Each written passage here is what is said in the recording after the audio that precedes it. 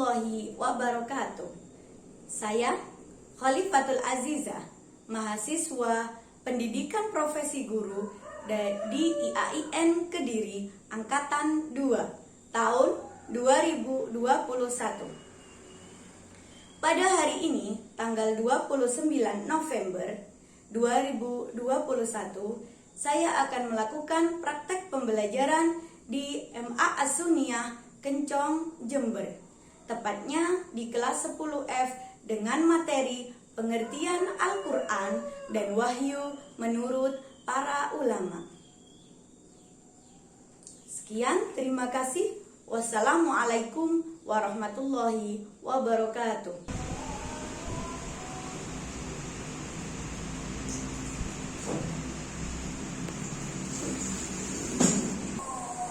Assalamualaikum warahmatullahi wabarakatuh. Waalaikumsalam warahmatullahi wabarakatuh. Bagaimana kabarnya anak-anak hari ini? Alhamdulillah luar biasa, tetap semangat, terus belajar. Allahu Akbar. Yes, yes, yes. Sip, semangat. Teguh semangat.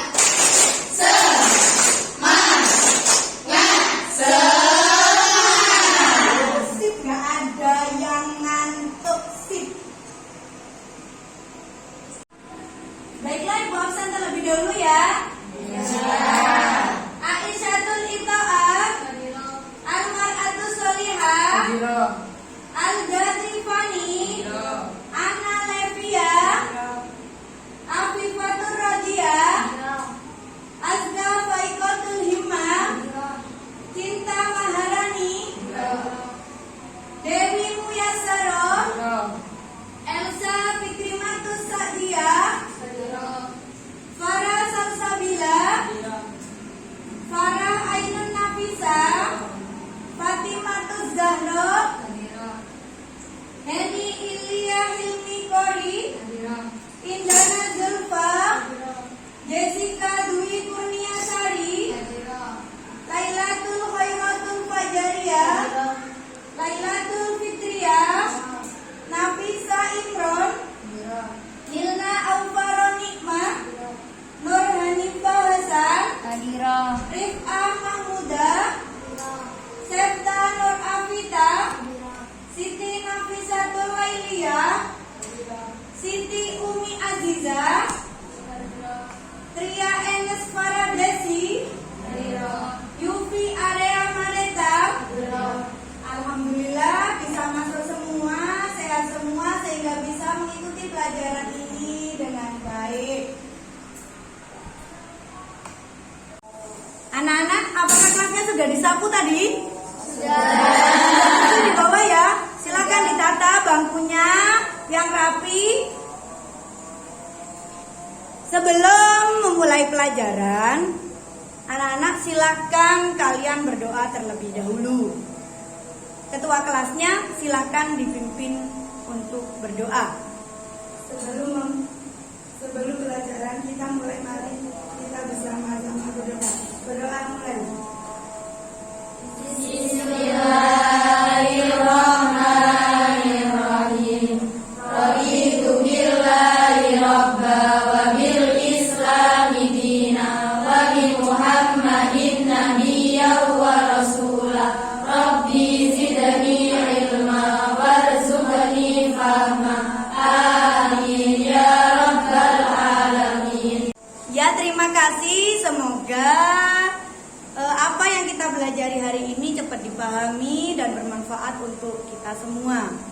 Amin.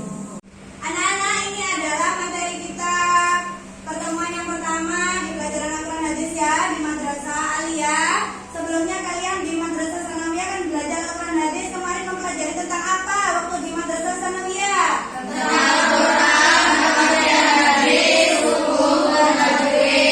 Iya, tentang pengertian Al-Quran, tentang pengertian hadis, tentang hukum-hukum tajwid. Coba, ada yang masih ingat apa tidak? Apa itu pengertian Al-Quran? Saya Bu, kitab Allah yang diturunkan kepada Nabi Muhammad. Iya, kitab Allah yang diturunkan kepada Nabi Muhammad melalui malaikat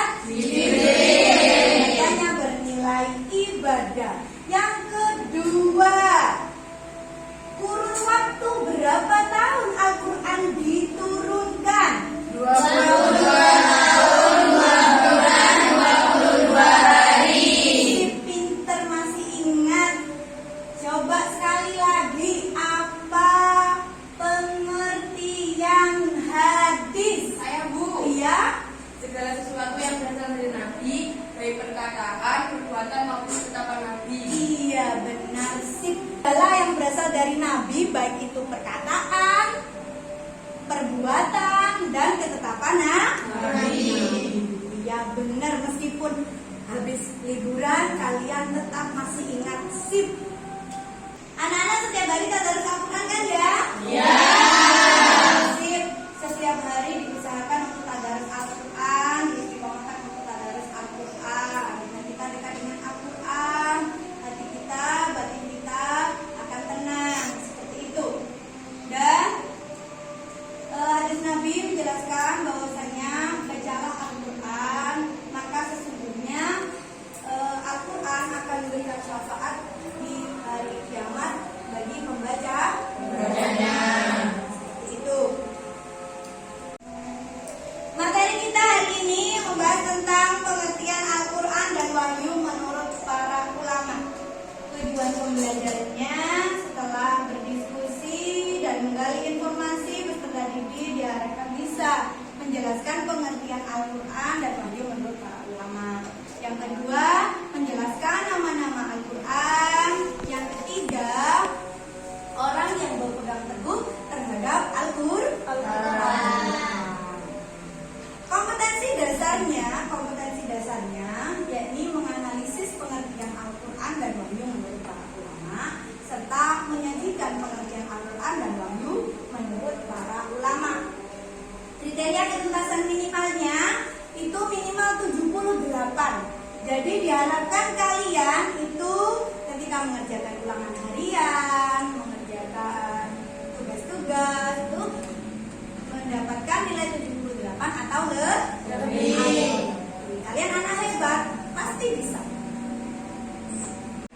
Anak-anak, sebelum ibu putarkan video tentang pengertian Al-Quran dan wahyu menurut para ulama, ibu bentuk kelompok terlebih dahulu ya.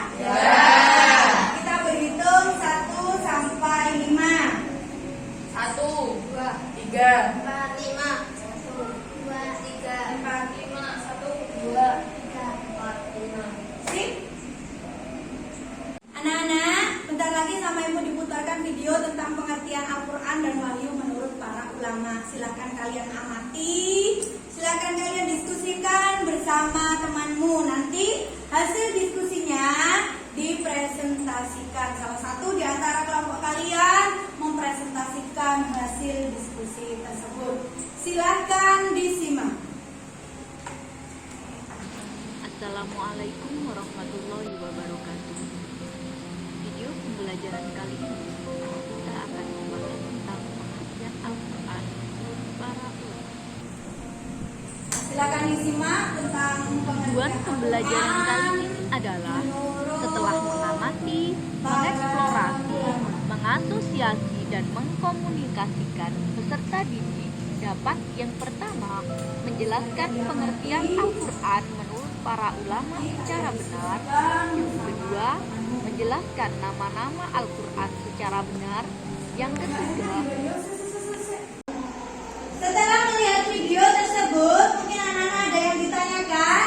Saya Bu. Iya? Menurut pendapat Imam Syafi'i bahwa kata Allah adalah isim alam. Nama aslinya aslinya bagaimana? Iya, menurut Imam Syafi'i itu Al-Quran adalah berasal dari isim alam. Apa ya maksudnya? Mungkin ada teman-teman yang bisa menjawab, bantu ibu untuk menjawab. Saya Bu. Silakan Mbak. Al-Quran menurut Imam Syafi'i berasal dari kata apapun. Al-Quran sejak awal digunakan sebagai nama kitab suci yang diturunkan kepada Allah dan Nabi Muhammad SAW. Al-Quran nama khusus karena sebagai kitab Taurat, Injil, Zabur. Iya, pinter. Sip. Al-Quran menurut Imam Syafi'i itu memang asli nama kitab suci, sama halnya dengan kitab sebelum Al-Quran, yaitu kitab Zabur, Taurat dan Injil. Seperti itu. Ada yang bertanya lagi? Saya Bu, kenapa ya Bu definisi Al-Quran berbeda-beda? Iya, kenapa ya? Kok definisi Al-Quran itu berbeda-beda? Yang benar itu mana? Apa ada yang benar, ada yang salah ya? Kira-kira kenapa definisi Al-Quran berbeda? Ayo, siapa yang bisa membantu ibu? Perbedaan definisi Al-Quran disebabkan adanya perbedaan sudut pandang dan perbedaan dalam menyebutkan sifat-sifat atau aspek-aspek yang terkandung dalam Al-Quran. Iya, benar sih. Perbedaan pengertian Al-Quran itu karena sudut pandang yang berbeda, karena penyebutan unsur-unsur unsur yang berbeda dan penyebutan aspek-aspek dalam Al-Quran yang berbeda. Sebenarnya sama-sama benar, seperti itu. Ada yang ditanyakan lagi? Ya, silakan kalian diskusikan tentang pengertian Al-Quran dan wahyu menurut para ulama. Silakan diskusikan dengan kelompok kalian. Silakan cari informasi dari buku yang relevan. Selanjutnya, setelah mendapatkan hasil diskusi, kalian presentasikan. Salah satu di antara kelompok kalian mempresentasikannya. Silakan.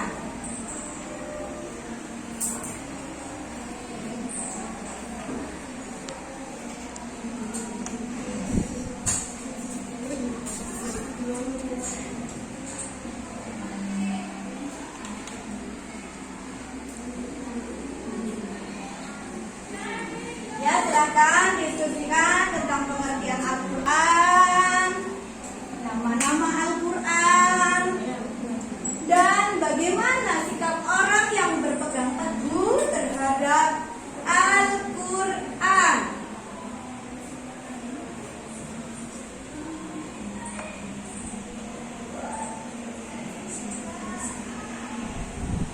Silakan cari dari sumber-sumber yang relevan.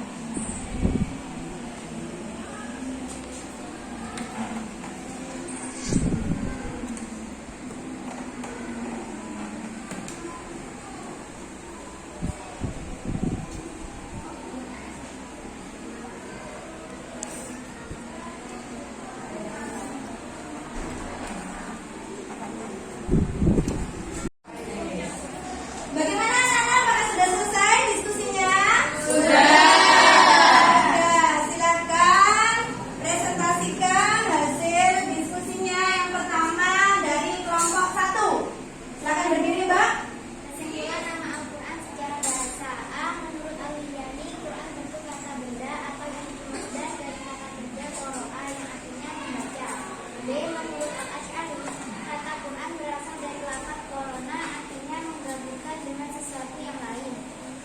C. Menurut Al-Farra, asal kata Al-Quran adalah lafaz qoro ini yang merupakan bentuk jamak dari kata korinatu yang berarti petunjuk dan indikator. D. Menurut As-Sujad, Al-Quran berasal dari kata sifat dari kata al-qur'u yang mengikuti susunan pola wajar fu'lanu yang artinya al-jamu kumpulan. E. Menurut Asy-Syafi'i, kata Al-Quran adalah isim alam nama asli. Iya, si pintar itu adalah kesimpulan Al-Quran menurut bahasa. Ya, itu tadi kesimpulan dari kelompok 1 ya tentang pengertian Al-Quran menurut bahasa. Ya, sekarang dari kelompok 2, silakan dipresentasikan hasil diskusinya. Kesimpulan Al-Quran secara istilah. A. Menurut Syekh Muhammad Hudaibeh, lafaz Allah yang berbahasa Arab diturunkan kepada Nabi Muhammad untuk dipahami isinya dan selalu diingat dan disampaikan secara mutawatir. Ditulis dalam mushaf, dimulai dengan surat Al-Fatihah dan diakhiri surat An-Nas. B. Suhaib Saleh. Al-Quran adalah kitab Allah yang mengandung mukjizat, diturunkan kepada Nabi Muhammad, ditulis dalam mushaf, disampaikan secara mutawatir dan bernilai ibadah dan membacanya. C. Muhammad Abdul. Al-Quran adalah bacaan yang ditulis dalam mushaf yang terpelihara di dalam dada atau hati orang-orang yang membacanya dengan menghafalnya, yaitu orang-orang Islam. Iya, sip itu adalah pengertian Al-Quran menurut ulama atau menurut istilah. Pengertian Al-Quran menurut istilah yaitu ulama siapa saja di situ? Syekh Muhammad Hudaibeh. Yang kedua menurut Suhaib Saleh. Yang ketiga menurut Muhammad Abdul. Iya, pinter sip. Yang ketiga untuk kelompok 3 silakan dipresentasikan hasil diskusi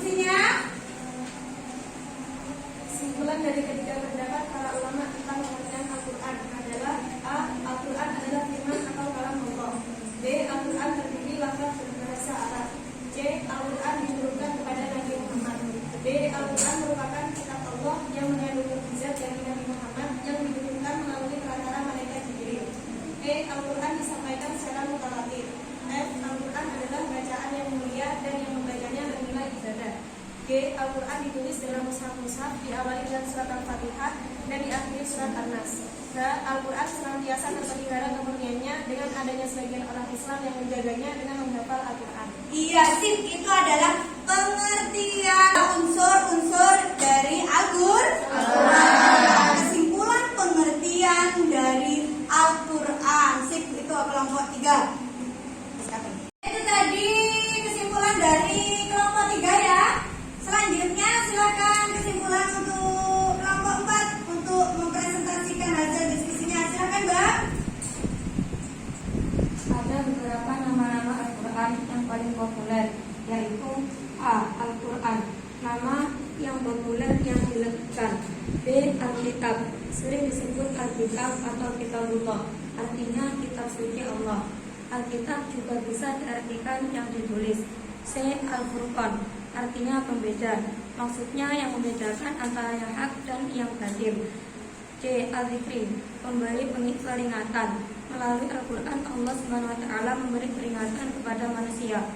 E. At-Tanzil, yang diturunkan. Al-Quran diturunkan oleh Allah kepada Nabi Muhammad melalui perantara malaikat Jibril untuk disampaikan kepada seluruh umat manusia. Ya, sip, jawaban yang bagus dari kelompok 4. Selanjutnya sip, itu tadi kesimpulan dari kelompok 4 ya. Selanjutnya silakan dari kelompok 5 untuk mempresentasikan hasil diskusinya. Al-Quran sebagai kitab tuntunan hidup bagi umat Islam. Al-Quran mengandung tuntunan hidup. Hendaknya setiap muslim menjalani kehidupan menurut tuntunan Al-Quran, yakni dengan menerapkan budi pekerti dan etika yang dilandasi keimanan kepada Allah SWT agar selamat hidupnya di dunia dan akhirat. Iya, sip. Itu tadi ya, itu adalah terkait bagaimana orang-orang yang memegang teguh pada Al-Quran. Kesimpulan-kesimpulan yang bagus tentang pengertian Al-Quran dan wahyu menurut para ulama. Ibu ulangi lagi ya, pengertian Al-Quran yang kita bahas kali ini adalah tentang pengertian Al-Quran menurut yang kedua, pengertian Al-Quran menurut istilah. Dari ulama siapa saja? Yang pertama adalah Syekh Muhammad Al-Ghazali. Iya, menurut Syekh Muhammad Al-Ghazali baik. Yang kedua menurut Sufi Saleh. Yang ketiga menurut Muhammad Abdul. Iya, itu yang menyatakan tentang pengertian Al-Quran menurut istilah. Ada beberapa pendapat yang disampaikan oleh ulama tersebut. Kesimpulan dari pengertian Al-Quran tersebut, yang pertama adalah Al-Quran adalah firman atau kalam Allah. Iya, yang pertama adalah firman atau kalam Allah. Jadi kalamnya Allah. Al-Quran yang kedua adalah lafaz yang berbahasa Arab. Dimanapun tempatnya Al-Quran berada, Al-Quran tetap berbahasa Arab. Jadi lafaz yang berbahasa Arab. Yang ketiga, diturunkan kepada Nabi Muhammad. Al-Quran diturunkan kepada Nabi Muhammad. Yang keempat, mukjizat Nabi Muhammad. Al-Quran merupakan mukjizat Nabi Muhammad. Jadi tidak ada yang bisa menyamai atau membuat Al-Quran. Selanjutnya, disampaikan secara mutawatir. Jadi disampaikan secara berangsur-angsur. Lalu membacanya bernilai ibadah. Ketika membaca Al-Quran itu bernilai ibadah. Dan yang terakhir, Al-Quran itu terpelihara kemurniannya.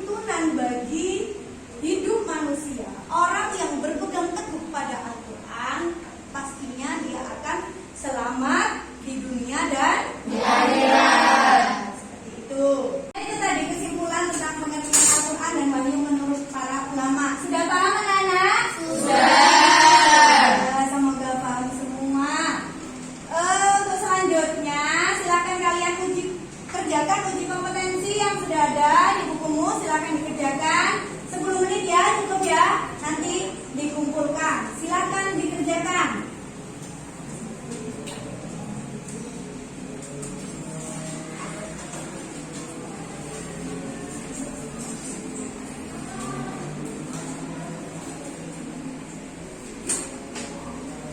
Silakan dikerjakan uji kompetensinya.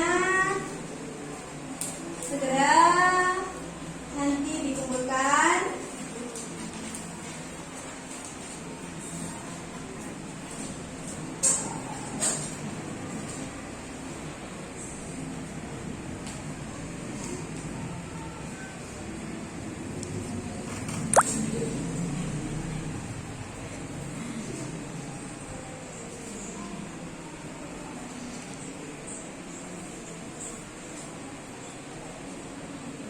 Sudah selesai ya?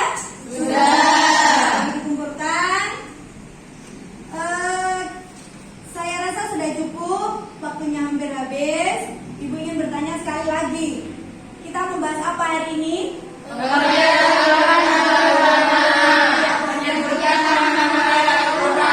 Nama-nama Al-Quran dan bagaimana siapa yang Al-Quran dan Al-Quran. Iya, itu yang kita bahas hari ini. Yang pertama pengertian Al-Quran, nama-nama Al-Quran dan orang yang berpegang teguh terhadap Al-Quran. Materi selanjutnya silakan kalian pelajari di rumah tentang kebenaran, penurunan dan penulisan Al-Quran. Silakan dipelajari. Ya, saya rasa sudah cukup, waktunya hampir habis. Sebelum ibu tutup, ibu kasih oleh-oleh untuk belajar di rumah biar tambah pinter. Silakan kalian lihat di WA group link di book. Kalian kerjakan ya. Kalian kerjakan. Saya rasa sudah cukup. Waktunya hampir habis. Jangan lupa tadaris Al-Quran berjamaah, berbakti kepada kedua orang tua agar menjadi anak yang bahagia di dunia dan akhirat. Ya. Sebelumnya karena waktunya sudah habis, saya rasa sudah cukup. Silakan kalian berdoa sebelum menutup pelajaran. Dulu kita di pelajaran untuk sekarang kita berdoa. Berdoa mulai. Bismillahirrahmanirrahim. Wal asri innal insana lafi khusri illal ladzina amanu wa amilus solihati wa tawasau bil haqqi wa tawasau bis sabr. Ya, terima kasih. Semoga